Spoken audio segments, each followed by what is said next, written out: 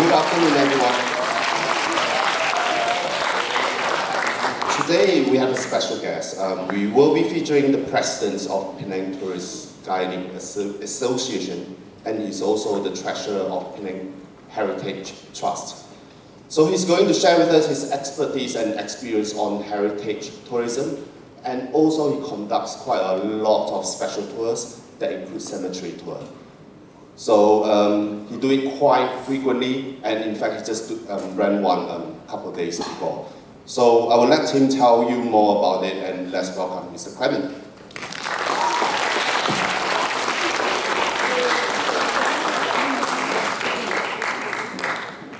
Hi, good afternoon, ladies and gentlemen. How are you today? Yeah, you have a good lunch. Huh? So, okay, let's go through something in Penang. Okay, this Balik Pulau, even though a bit remote, but actually also had a lot of heritage. One day I hope I'll come here to conduct some tour here. But today I will share with you what we call the heritage tourism. Yeah, because we all know Penang, we have a lot of history, a lot of old buildings, and also cemeteries. Later I'll share with you what we do in the cemetery. Yeah, all right. As Ben introduced this, just now I work in several organizations, also currently as the president of the Penang Tourist Guide Association. We have about 700 tour guides, so we conduct many types of tours. I hope one day maybe you can join our profession as well. So Georgetown, let's talk about Georgetown because it's so well known as a World Heritage Site. And it was listed in the year 2008 because they have some, we call it outstanding universal value, OUVs. This is very important. You want to be listed as a UNESCO World Heritage Site, you have to fulfill certain criteria. And in Georgetown, we have 3 criteria that we met. But I'm not going through so many words. But you know why all this started? Actually, I have to tell you that all this World Heritage listing started by people in the non-government organizations. I just remember more than 20 years ago, I was in Penang Heritage Trust, and a lot of old buildings were destroyed those days. So we say, oh, we have to keep all these old buildings because they represent our history, our heritage. So at the time, we see a lot of, some of the buildings that were safe, unfortunately, they have also not so nice high-rise behind. Whether you like it or not is subjective, but I think this is not appropriate kind of architecture that we like to see. All right, so I would say that a city without old buildings is like a person without memory. Yes, I know some people like shopping centers or this, but without the old buildings, a city, you do not have the past link. That's the reason why we try to save the old buildings in Georgetown.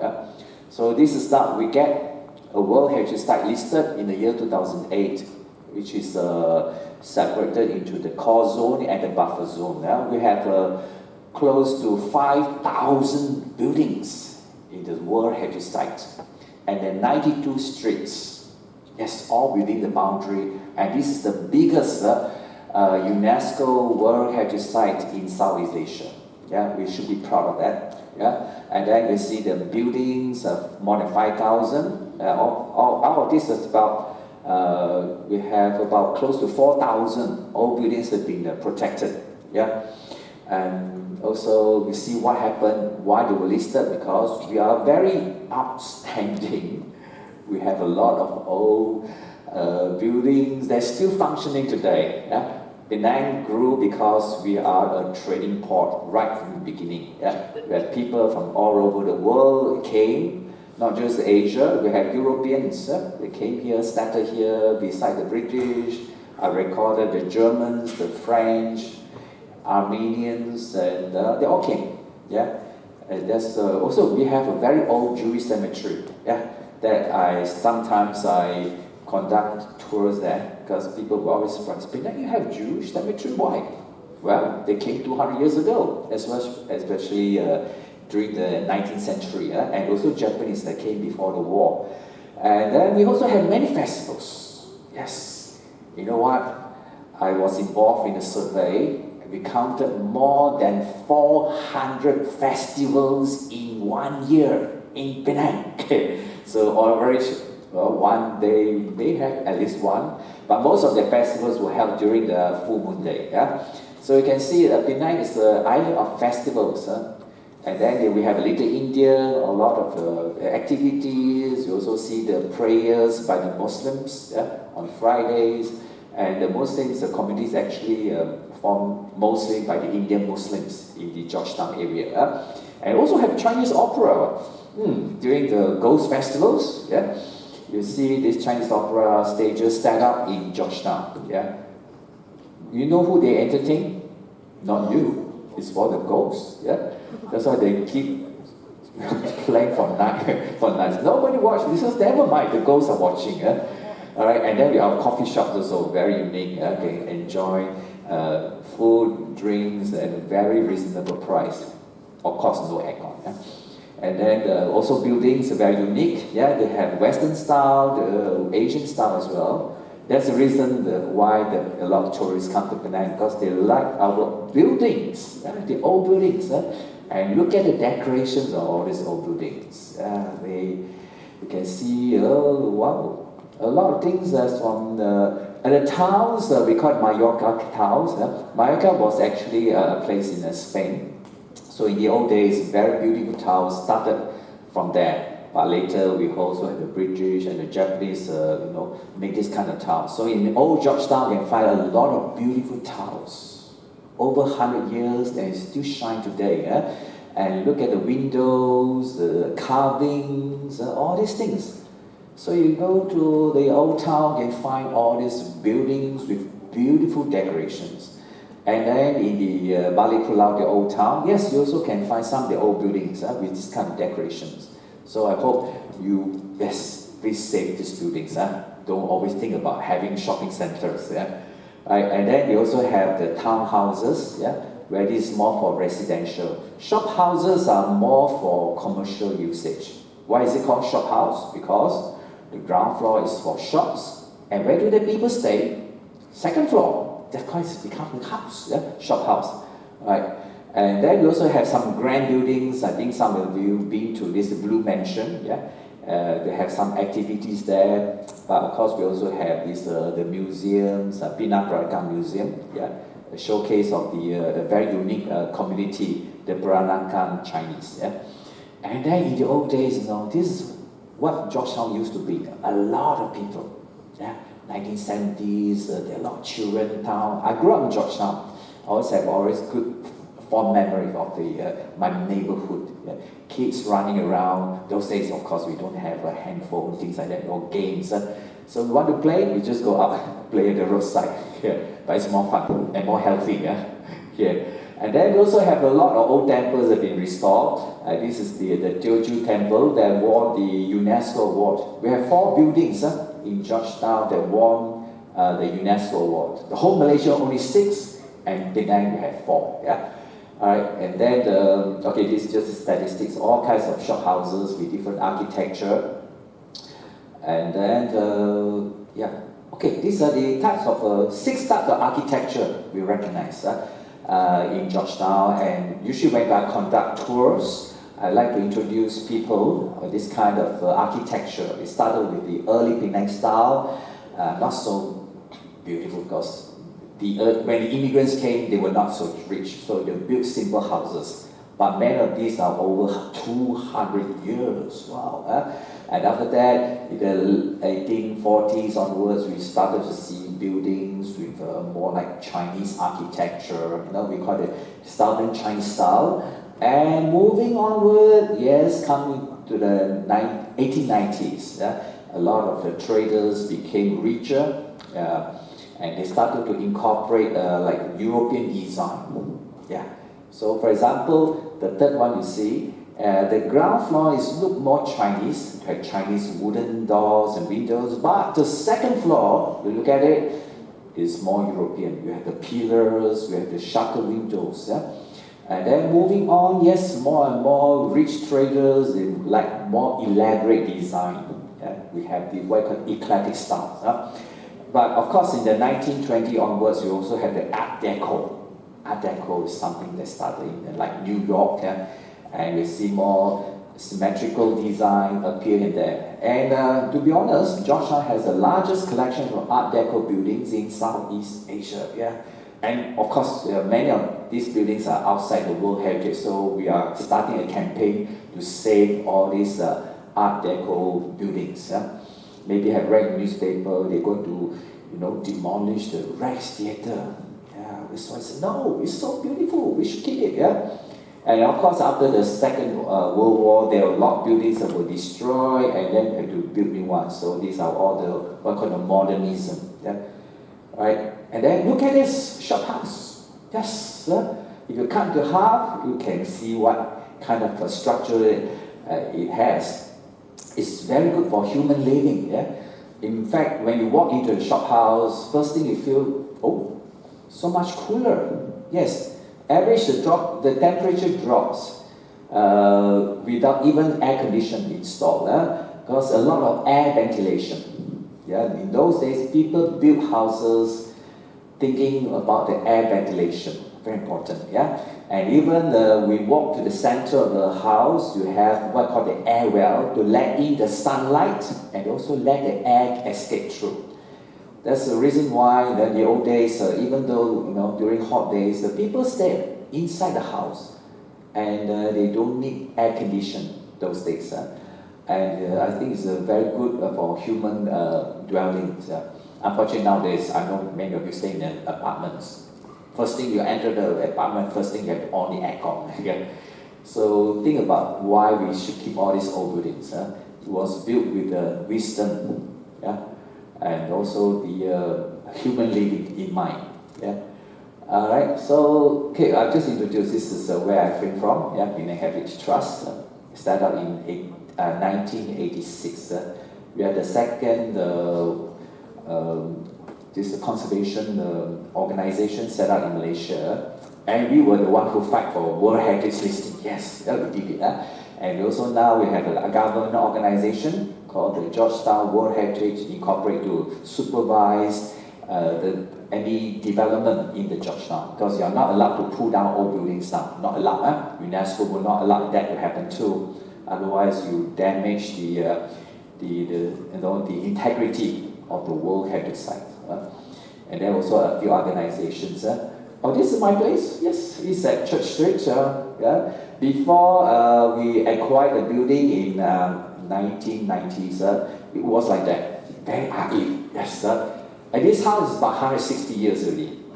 But before that, you can see the former owners, they modified, they renovated the house and looked very ugly. They removed all the, originally it was some wooden doors and windows, but the previous owner, they put the shutter down. Boom. Yeah? So it's like a face. Yeah, you put something block your face. Do you like it? No. Yeah. So after we acquired, we put back the old windows and the doors. We use recycled things. And same thing, we put back the old windows. Yeah. Last time they changed to this glass panel thing. And the very important is the roof. Yeah. Those days, beginning we had a lot of terracotta roofs. Because terracotta is very good for insulation and also keep the house cool. But over the years, there's some leakage. Okay, let's remove all the terracotta tiles and replace by zinc roof, which is very hot. So the first thing, we put back the terracotta tiles. Yeah.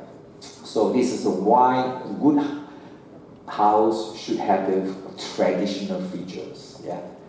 And then this is what happened. Yeah. There are a lot of renovation did before, but we put back the old look. Yeah.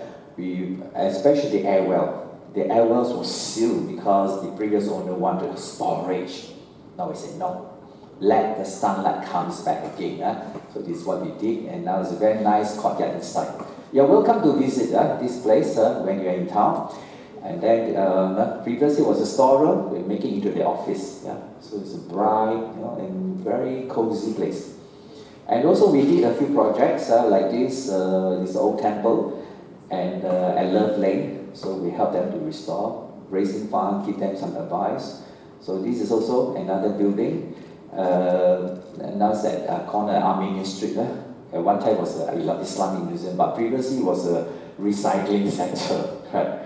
Right, and then, this is also in Armenian Street, a Swiss restaurant. Yes, it's also one of the members of Penang Heritage Trust who did it.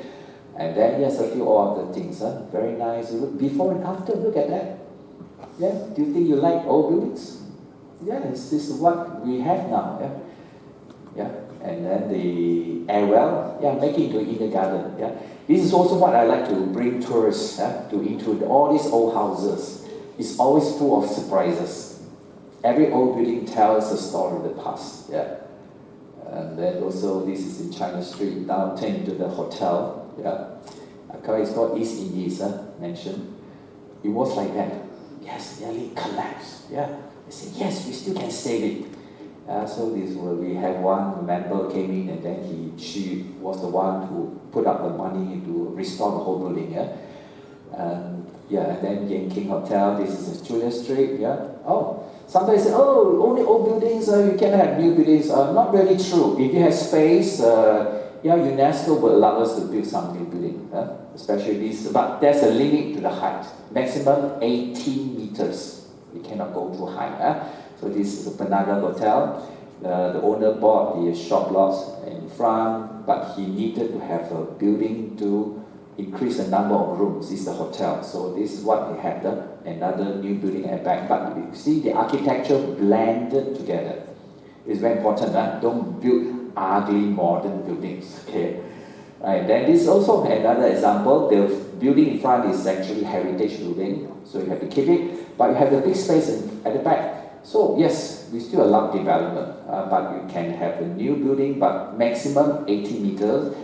And also the color must be, not too covering, or to take the limelight from the traditional old building front, Right, and then this is a Montreal also. Last time was a very run-down buildings, but now turning to a very nice hotel, Okay, so a lot of things, of course, I think many of you been to this Blue Mansion, but before it was like that. Yes, I remember when I was young, there's a very run-down place with many poor people, but after that, they've been restored, They did a hotel and also a place for activities, Right, this is what we did a lot. And then also another one outside, but this is the Suffolk House. It used to be the residence of all the governors. It started by our founder, Captain Francis Liang. So it was restored. And then the last year we won this another prize winning project, the Tua Pek Kong building. This is in King Street. Right. Some hotels, this is also something like that. So yes, I want to talk about this cemetery tour, my specialty. Okay. I did it more than 10 years ago. Beginning, I just run it, but nobody came. You say, Clement, you run cemetery tour. I'm scared of girls. I don't like to see all these things. So when I started, sometimes nobody came. Okay, but the good thing is the state government helped me to organize this. So we run it on the last Sunday afternoon of every month. We did it every month beginning. Started to have some tourists coming in. 1, 2, 5, 10. Oh, yes, keep. Beginning mostly will be the tourists from other countries, especially from Europe, America, Australia, because they are used to cemetery tours. For them, cemetery represents the history and also the heritage of an old town. Asians say, oh no, I don't want to see all dead people. But yes, after running for 4 years or 5 years, I started to see Asian tourists joining in. So nowadays, when I run the tours, 90% are Asians. So it's a big change. People starting to accept the tours to go to the old cemetery. I like this place. This is we call it Francis Liang Cemetery. It's I know if you know ENO Hotel, it's close to that. This is the first Christian cemetery in Penang. So Francis Liang, of course, he was also buried here. So there are about 500 graves in that cemetery. Some are very beautiful. If you like architecture, this is the place to look at the angels, the sculptures, things like that. All right, and then yes, I also did Halloween tour. Have you joined any Halloween party? No, it's so boring. Yes, one thing we should do Halloween party in the cemetery. Yeah, this is quite exciting. Yes, of course, you have quite a lot of people there, so I think the ghosts will run away also. Don't worry. But it's a good occasion to bring people into the cemetery and walk it. He listens the story of the past. Who are the people buried there? Right? And then, okay, this is my last slide. Besides the Christian cemetery, I also bring tourists to visit other cemeteries. This is the Jewish cemetery. Yeah, you know, Penang, we have the only one Jewish cemetery in whole Malaysia, and this is the oldest in Southeast Asia. Yeah, we used to have a Jewish community in Penang, but many of them have already migrated. But they still have this old cemetery with about 107 graves there. One thing I like this place, not because I'm a caretaker there, okay, because the Jewish, they have very different rituals for the burials, and also what are things that they have to do. Like for example, when you visit cemetery, people bring flowers, or the Chinese will bring joss sticks or candles, but the Jewish cemetery, no, you don't bring things. But before we leave a piece of stone there, yeah, to remember that we came here. This is a very unique place. I also make sure that all the things that we went in are well observed. Don't eat pork, the Jews also don't eat pork, things like that. So make sure that the rituals to do properly and also to respect the sanctity of the place. All right. So of course, I also do cemetery tours to the Chinese. I just did one a few days ago to visit the biggest Chinese grave in Southeast Asia. Belong to this, they call it Capitan Gina Changking Queen. That is in Pakistan. Okay, I think more or less I did my very quick presentation. So thank you so much for your time. Thank you, everyone. Hope you get it back very next time. We hope you are enjoying